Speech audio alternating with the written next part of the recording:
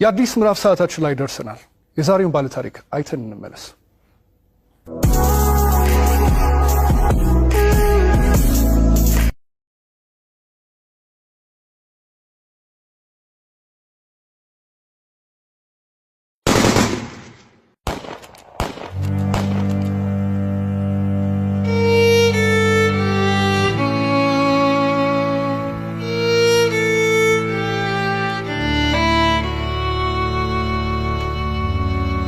ስሜ ብርቱካን እባላለሁ። ተወልጄ ያደኩት ስናን ወረዳ ነው። ከእናትና ከአባቴ የመጀመሪያ ልጅ እኔ ነኝ።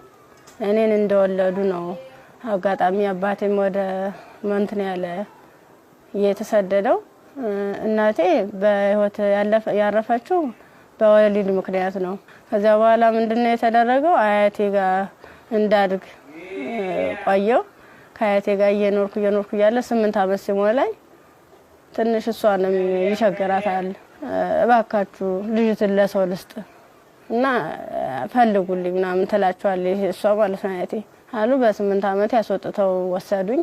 ከዛ እሱ የሁለት ልጆች አባት ነው፣ አንድ ሴትና አንድ ወንድ እና እነሱን እያሳደኩኝ ልብስ የምሳጠብ የልጆችን ማለት ነው ካልሲ ያጥባለሁ፣ ወጥ እንድሰራ ሙያ እንድለማመድ እነሱ እያበረታታችኝ ሴትዮዋ ኢቭን በዓላት ራሱ ሲኖር ማንኛውንም ነገር ሲኖር ለልጆቹ ልብስ ሰርፕራይዝ ይገዛላቸዋል አውደ አመት ምናምን ሲመጣ። እኔ ደግሞ ሴትዮዋ ከምትለብሰው ልብስ ተቀድና ጣጣጣፋ ጥንጥዬ ነበርኩ። እንትን ብላ በመኪና እንኳን አይሰፋም፣ እቤት ነበር በመርፌ ተሰፋው ነበር። እሱን ለብሼ ሄዳለሁ። ጫማም የተወረቁ የወደቀውን ልጆች ተጠቅሞ የጨረሱትን እሱን ሰጎትት ምንስል የባለም እንደዛው እየተማርኩኝ እያለ የሆነ ደረጃ ተሸላሚ ሆንኩኝ።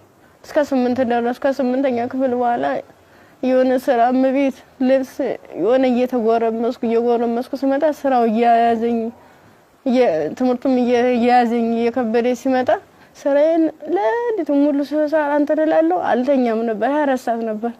ከዛ ዩኒቨርሲቲ እንታስወርት ያከፈል ጨረስኩ። 12ም ያው 392 አመጣው። ውጤት ከመጣ በኋላ ወደ ዩኒቨርሲቲ ተመደብኩኝ።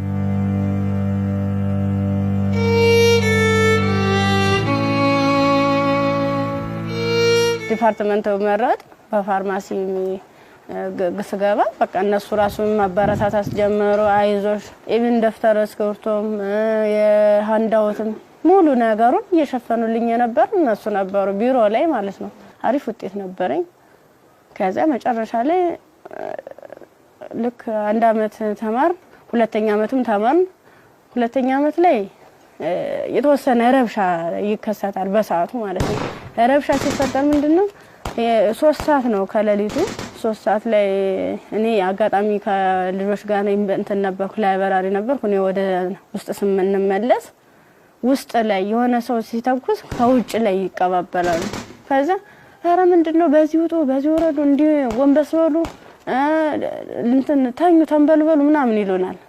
ከዛ ልክ እየተኛን እየተሳብን እንደባብ እየተሳብን እየሄርን እያለ መጨረሻ ላይ እዚህ ጋር ግቡ በቃ እናምልጥ እንደዚህ ያለን ሰዎች ለካ ውስጥም ውጭ የሚተኩሱ የነበሩት እነሱ ናቸው። ውጭ ላይ ስንል ምንም የተቀለብስ አልለበሱም። ከዛ አንደኛው ትጥቅ የለበሰው እዚህ ጋር ግቡ፣ ምክንያቱም እንደዚህ ድብልቅልቁ እየወጣ ነው እንዴ ህይወታችሁን ማትረፍ አትፈልጉም ሲላን እሺ ብለን ታርጋብገመን ሁላችን ሰዎች አንድ ላይ ወጥተን ገባን። አንድ ላይ ገባን። በቃ ፍስፍስ አርገው ይዘው ሄዱ። እየከለሉ ሄዱ። ምንድነው ወደ ጫካው ስንዳረስ ሰውነታቸውን መከለል ጀመሩ። ያ ማለት ምንድነው አይናቸው ብቻ እንድትታይ ነገር ግን ሌላ አካላቸው እንትን ነው ሙሉ ብረት ነገር ነው። ስንገባ ምንድነው ኖርማል ወታደር ነበር። ግን እኔ ምን እዚያው ላይ እየቀየሩን ምን ሰዓት እንደቀየሩ ማላየናቸው። ከዛ ይሄርን እያለ ጫካ ስንጀምር መኪናውን ከዚህ በኋላ መኪና መግባት አይችልም ወራዱ በግራችን ዱብ እያለ ነው የምንሄዳው። ልክ በግራችን ይሄርን እያለ እንትን አይናቸው ብቻ እንድትታይ ሌላቸውን ሸፈኑና ጸጉራቸውን ገለጡት። ያኔ ኬፕ ነገር ነበር የለበሱ። ጸጉራቸውን ሲሉት እንዴ እንደሽ ቀጥ ያለ ነው። እንሄዳለን መንገዱ ያልቅም። 6 ሰዓት ፈጀብን።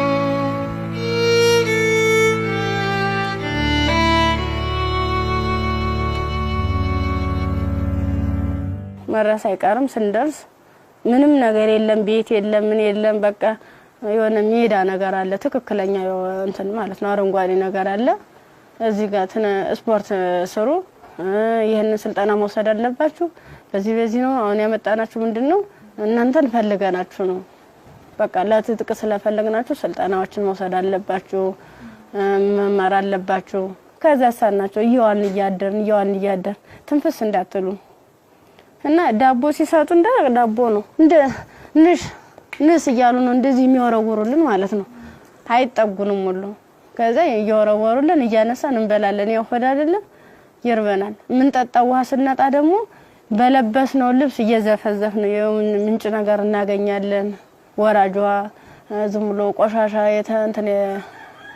የተገደበ ነገር እናገኛለን እሱን ልብሳችንን እንዘፈዝፍና እንዲ ለመጥለቅም ስለሚቀፍ ልብሳችንን ዘፈዝፍና ልብሳችን እየጫመቅነ ነበር እንደዚህ ያንጠፈጠፍን ነበር ልብሳችን እየመጠጥን ምንጠጣ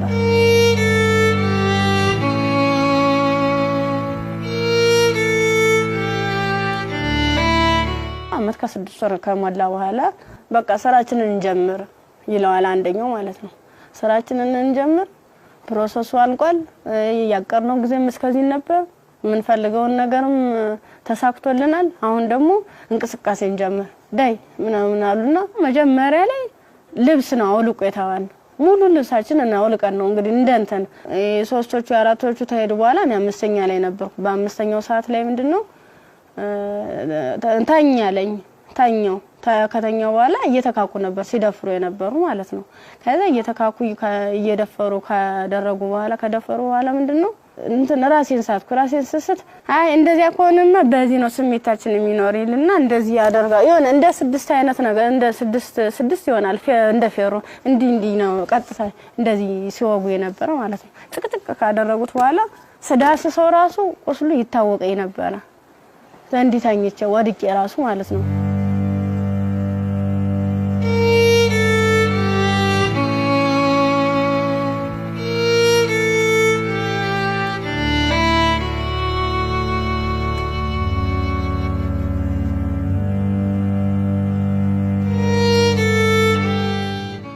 ካንገተ በላይ ደግሞ እንትን በምንድነው ጭንቅላቴ ነው ሁለቴ ሲመታኝ የኛው ተከፈተ ጭንቅላቴ ማለት ነው እንደዚህ ያድርጓል ማለት ነው ሌላስ ምን ይሻላል ከዛ የሆነ ሚንትን የሚልም ነገር አለ ቢላ ማለት ነው በሱ ይፈቀፍቀዋል ጻጉሬን ማለት ነው ሲፈቀፍቅ እየደማ ነበር በዚህ ሚተለትላሉ እንደምላጭ አይነት ነገር ይዘዋል የሁሉ ትልትል ነው ይሄን ማህፀኔ ከተጨቀጨቀ በኋላ ምንም ማለስታውስ ሜትተጣል ምን ሆነ ግን ምንድነው በስድስተኛ ቀና በየንተሰል ምንም ነገር የለም ከጎኔም ረሳለ ከጎኔም ልጅ ተርትላለች በቃ ከሷ የተሻልኩ ስለሆነ የለበስኩትን አረቄን ልብስ ሙሉ ጫርጊያው ልቄ እንትን አሰርኩት ተንትኑ ጋር አጣብቂያ አስሬ እየጎተትኩ ያ ማለት ምንድነው እኔ ሙሉ አካል ስላለኝ ነው ያንስ አድርጌ ነበር እየጎተትኩ የተላቀስ ርያል በቃ አርቃንሽን ሆነሽ በጣም ነው የሚያሳዝነው ቁምጣ ነበረችኝ ቁምጣዬን ደግሞ ያላስለብሰኝ ያለ ቁስሉ ማለት ነው እንዲ ክፍቱን አርጌ ልብሴን ግን ሙሉ ቃኔ ለሷ ለበስኳት የለበስኳት አንድ ቀሚስ ነበርና ቁምጣ ከስር ለብሼ ነበር የለበስኳት ልብስ በቁምጣዬ ማሰር አልቻልኩም አውልቄ ሁሉ ሞክሬያለሁ ሙሉ ደም ማለት ነው ከዛ በሷ አሰርኩና የወተትኩ ሰል ገሩ ይመጣሉ በሰዓቱ ማለት ነው ከዛ እንዲታ ያንዘላዘሉ እንትን ብላ እንደዚህ ተሸክሙ ያንዘላዘሉ ይዘዋት ይሄዳሉ ሀይዟ ሲሄዱ እኔ አልሰማማ እንትን አለልም በቃ እንዳንችልስ አንችልስ ገላጌ ተገኘ ብላኝ እኔ እንጂ ይብለኝ ደህል እንጂ በቃ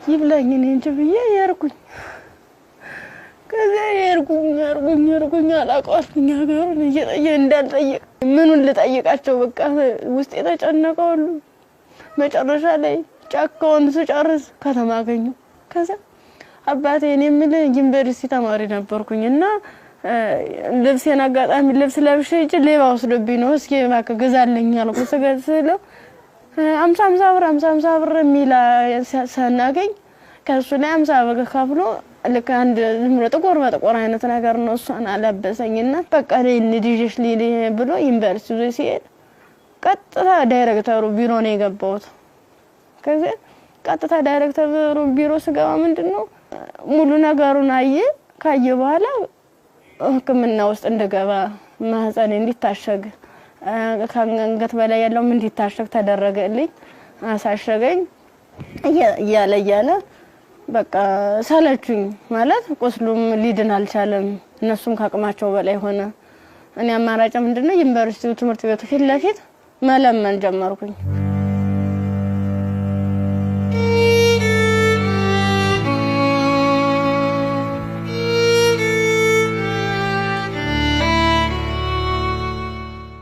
እንደ ኢንፌክሽን ፈጥሯል መሰለኝ ብዙ ቀን ስለቆየው 6 ቀን ማለት ቀላል አይደለም ያን እየቆራረጡ ያወጡ ያስተካከሉ ያጣሙ ሲሉ መጨረሻ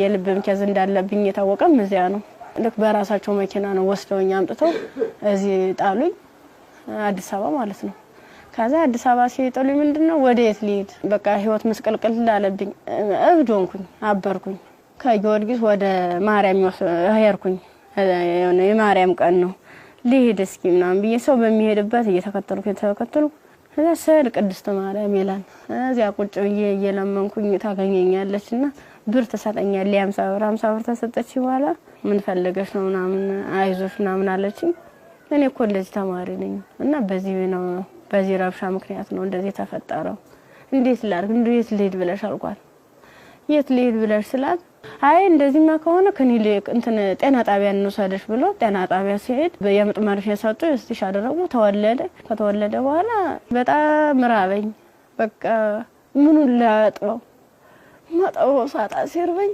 ማዘር ተሬዛ ጋር መጣውኝ ምን ላርግ አልኳት በቃ ጨለመብኝ እባክሽ አስገብኝ ስላት ከጎንሽና አለን ብላ መድኃኒቶቹንም ያንዳንዱ የህክምና ክትትሎችን ያደረጉልኝ ውስጥ ላይ ከነሱ አቅም በላይ የሆነውን ሪፈራል ተጻፈልኝ በረንዳ ላይ የነበርኩት ወደ ቤት እየተቀየረ ሰው ቤት ማደር ጀመርኩ እያልኩኝ በእነሱ ጥረት በእነሱ ጥንካሬ በማዘር ተሬዛ ማለት ነው ለልጁም ሆነ ለኔ ህክምና ወጪዎችን ያንዳንዷን እየሸፈነች እሷ እንደናት ሆና እየመከረችኝ ያጽናናችኝ እንባዬን እያበሰችኝ ነበር አንድ እሷ ናት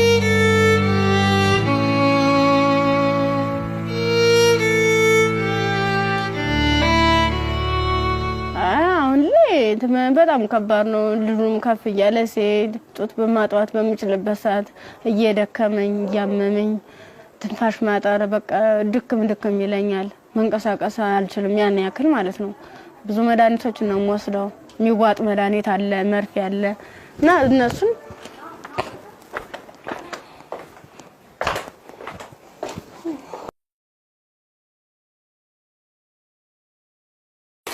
እነዚህ ነው መድኃኒት እየወሰድኩ ያለ በቃ እነዚህ የሚዋጥ መድኃኒት አለኝ መርፌ አለኝ ይሄን ነገር ነው እየወሰድኩ ያለው እና ይሄን መድኃኒት ስወስድ ደግሞ ለኔ የሆነ ማለት ምግብ ያስፈልገኛል ምበላው መጠጣው የለም መታየት ነው ደረቅ ኮቸሮ ነው አሁን ቅድም እንደውም ሳዘጋጅ ነበር ኮቸሮ እዚህ አለ ዘፍዝፌ ነው የነው ያለው አሁን የራስ በራስ ብሏል የዘፍዝፌው ስለቆየው ቅድም ነው እናንተ ቀረጻ ያዘጋጃችሁ ያለ የዘፍዘፍ ማለት ነው የዘፍዝፍ ካለ በኋላ ለልጅ ምንድነው ፍትፍት አድርጌ እኔ የምበላታለሁ እሱም የሚበላት ይችል ነው እና ሙዝ ምናምን እንገዛለታለሁ ብስኩት መጠለያ ያስፈልገኛል አሁን ያለበት ቤት ስፖንሰር አንድ ወር ከፍሎልኝ ነው ሄደ ሌላውን ግን እየለመንኩ ነው ውጭ ላይ ማለት ነው የሆነ ነገር የሆነ ልጅውን ወደ 3 ወር አለፈው ሰው እንድንቆጣጣው ማለት ነው መታጠቢያ ሰዓት አይደለም ብቻ ቃላት የለኝም በቃ ይድረስልኝ ምን አንድም በቃ ወደ ፊትስ ምን አይነት ህይወት ነው የሚኖረው ምንድነው ማደርገው ለምን ነገር በጣም ይራበኝ ነው በቃ ራበኝ እንትን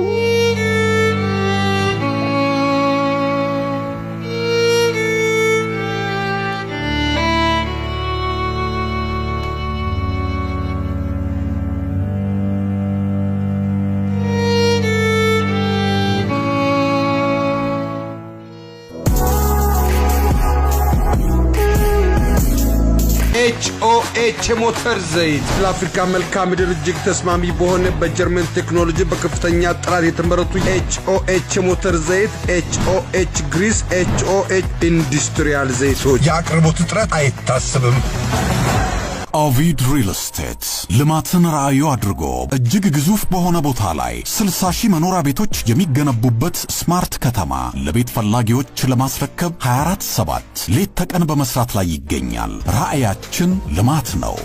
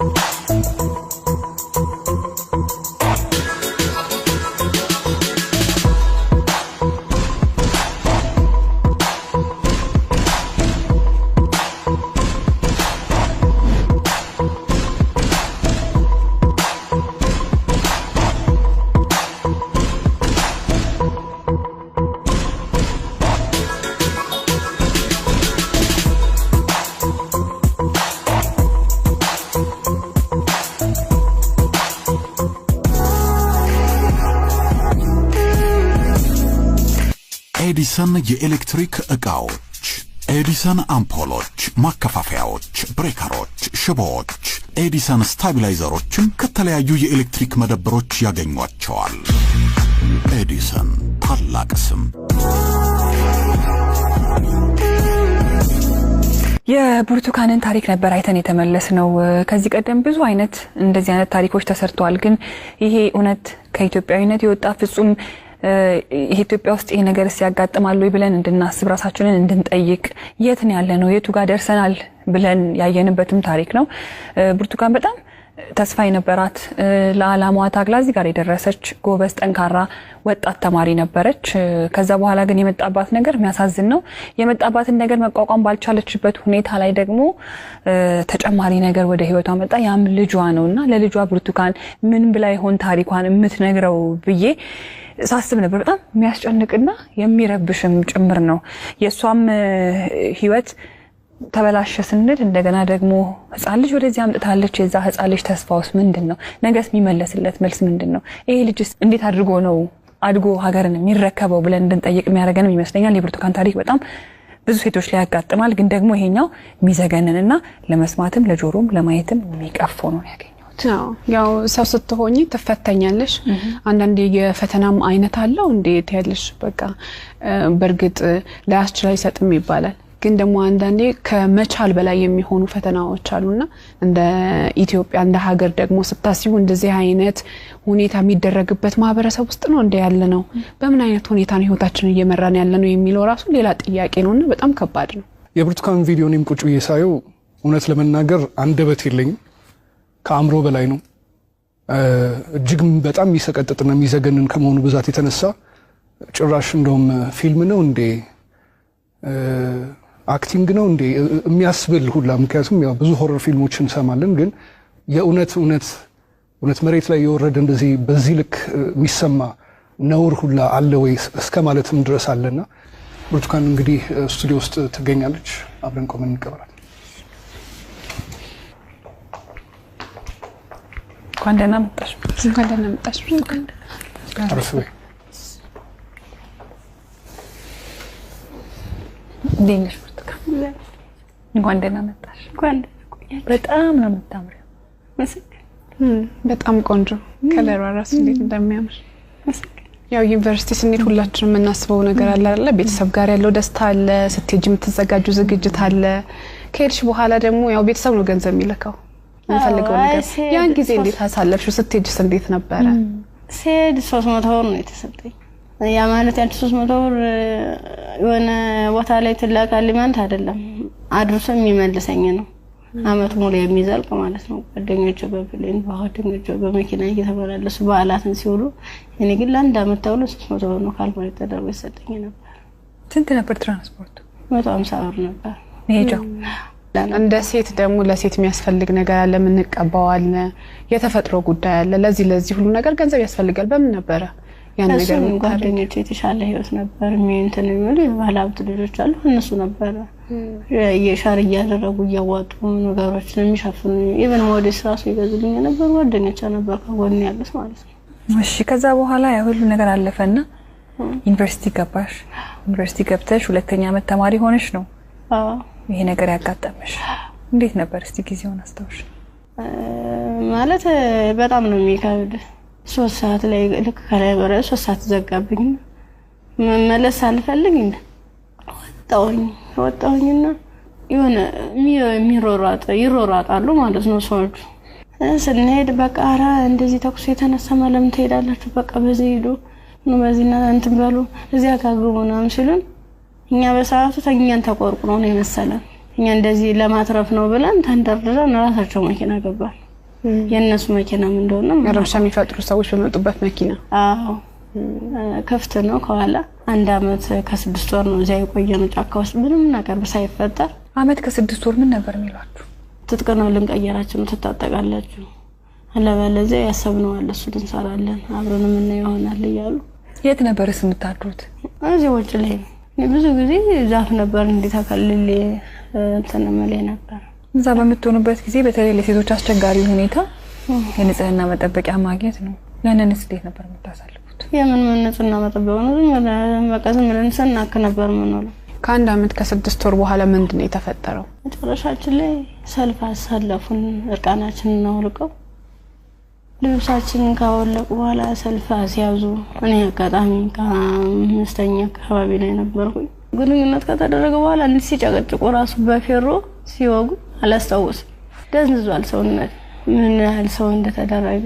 ምን እንደተደረገ አላውቅም በስድስተኛ ቀን ስነቃ እንደማበላ ነው የሚፈሰው ያ እሷ ደግሞ አንድ አካል ስለጎደላት ምንድነው አማራጭ የለበስኩት ልብስ አውልቄ ለሷ ነገሮቿን አስሬ ነው ቅፋ እየወተትኩ ጀመረ ጀመሩ እንዳላዝላት አልችላትም ከዛ አብረን ነው ቆመን ሄደው አንቺ ነው ቆጥቼሻለ ደም ስትለኝ እንዲሆነ ነው ሁለት አካለ ስንኩል ማን ይቀበለናል አልኳት እንግዲህ ማንም ቢሆን እንደዚህ ደም እየፈሰሰ እንደዚህ ምድሩ ሁሉ ጨልሞብኝ ነገ ወደ የተሻለ ህይወት አገኛለሁ ብዬ ነገ ወደ ጥሩ ቦታ ደርሳለሁ ብዬ አሰብኩት ልጅ በቃ በጨረሻው እንደዚህ ሲያመር እንደዚህ ሲው በጣም ካፋኝ በቃ ለሁሉም ማለት ነገ ወደ ስደት ነው የምሆነው ምንድነው ማድረግስ የምችለው ምን አይነት መልኩ ነው ህይወቴንስ መጠገን የምችለው አይዞሽ ምለኝስ ማንኛው ሰው ነው በቃ አለው እንደዚህ መጨረሻ ላይ ምንድነው ጎዳና ተዳዳሪን ይሆንኩት ጎዳና ነው ወርቄ በቃ እኔ እንጂ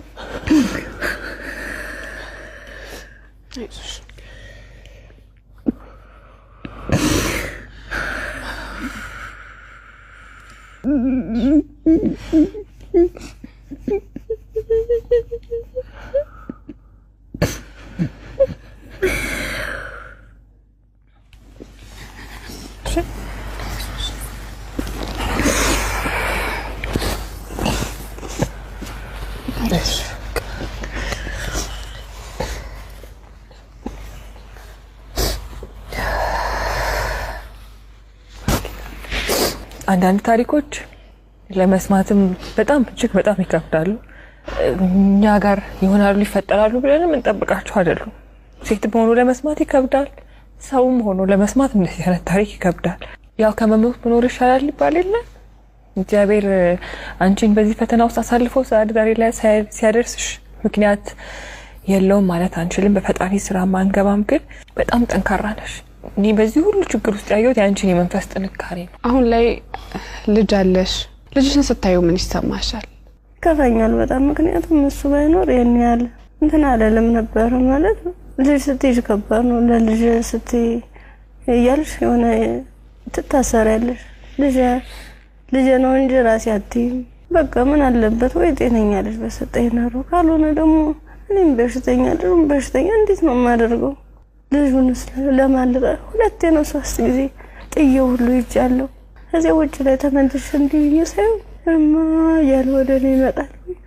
ምናፈሩን በበላሁት በቃ አብረን እንሞታታለን ብዬልሽም መቀፋረቂ እንደገና ራሴን ይቅርታ ጠይቄ እንደትልቅ ሰው ጥያቄና መልስ በራሴ እየተመለሰ እንደዚህ ማከሆነሽ ናን ዶዬ ከፋረቂ ሹይዳለሁ። ያሳደጉሽ ቤተሰቦችሽ በጠፋሽበት ወቅት ከዛ ሁሉ ነገር ሲሆን ይሄን ሁሉ ታሪክ ያውቃሉ፣ ግን አልቀበልም ያለ። አሁን ላይ ጤናሽ እንዴት ነው?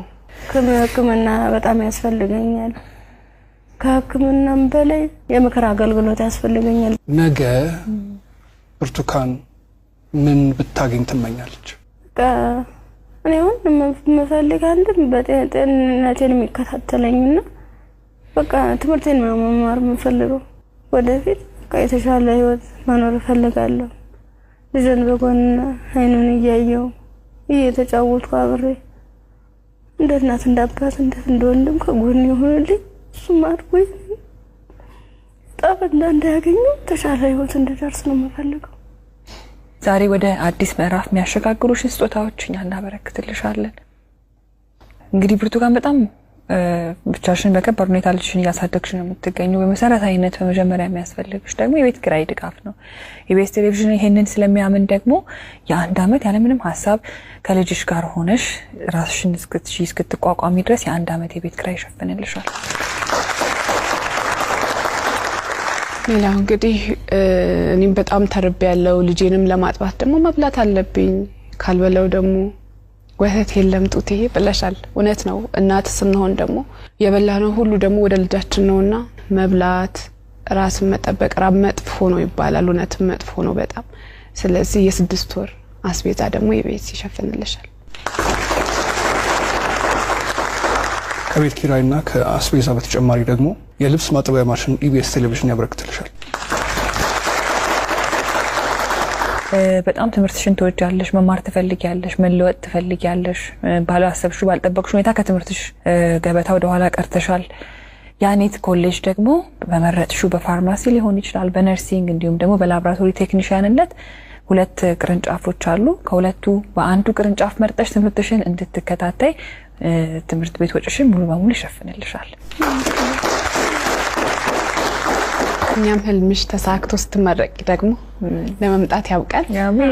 አሜን። ሌላው ደግሞ የሰው ልጅ ሁሉ ነገር ለማድረግ ጤናው ነው ቅድሚያው ነገርና ብርቱካን የልብ ኬዝም አለባት፣ እንዲሁም ልጇም እንደዚሁ ሕክምና ያስፈልገዋል። ከምንም ነገር በላይ ደግሞ የሳይኮሎጂ ባለሙያዎች እንደዚሁ የሚያዩ ይኖራሉና የሕክምና ድጋፍ ያስፈልጋታል በተለያየ አይነት መንገድ። የልብም እንደዚሁ የሳይኮሎጂም የልጇም ጤናም ጭምር ማለት ነውና በዚህ ላይ ደግሞ ድጋፋችሁን እንድታደርጉ እንላለንኛ። እንዲሁም ደግሞ ሀገር ውስጥም ከሀገር ውጭም ያላችሁ መልካም ደጋግ ኢትዮጵያውያን ይሄን ፕሮግራም የምትከታተሉ እንግዲህ መቼም ዝም እንደማትሉ ፍጹም እምነታችን ነው። ከብርቱካን ጎን ነን የምትሉ በዚህ አድራሻዋ ልታገኟት ትችላላችሁ። በቃ ሙሉ ነገር ላደረጋችሁልኝ ገዛ ላደረጋችሁልኝ ሁሉ ነገር ከልብ አመሰግናለሁ። ኢቢኤስ ቴሌቪዥንም እድሜ ጤና ይስጥልን። በጣም ነው ማመሰግነው። ወዳችኋለሁ፣ አከብራችኋለሁ። ነገ ወደ ደግሞ የኔ ህይወት ተሳክቶ የኔ መጥቼ እናንተ መጥቼ እዚህ ውስጥ ማስደስተበት ቀን ይናፍቀኛል። ደግሞ አደርገዋለሁ። እናምናለን እኛ። የአዲስ ምዕራፍ ሰዓታችን ይህን ይመስል ነበር። እሑድም በኢቢኤስ ይቀጥላል። መልካም ጊዜ።